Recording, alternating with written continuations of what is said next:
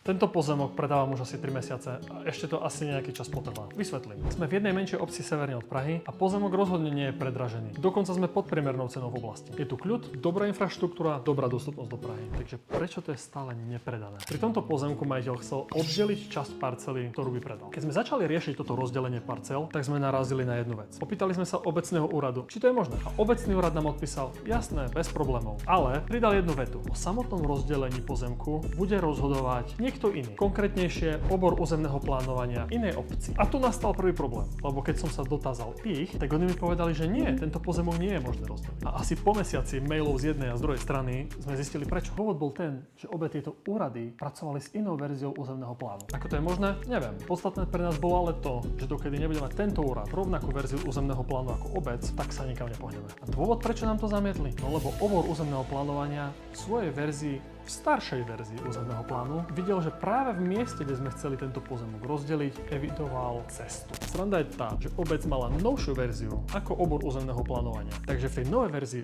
už žiadna cesta cez pozemok nejde a bolo by to možné úplne v poriadku rozdeliť. To je ten hlavný dôvod, prečo tento pozemok stále stojí. Poučenie pre teba: overuj si všetko na všetkých úrovniach. Hej, a to nie je zďaleka všetko, čo si na nás táto parcela pripravila. Ale budeš si musieť počkať do ďalšieho videa, kde sa dozvieš, aké nemilé prekvapenie na nás ešte vyskočilo.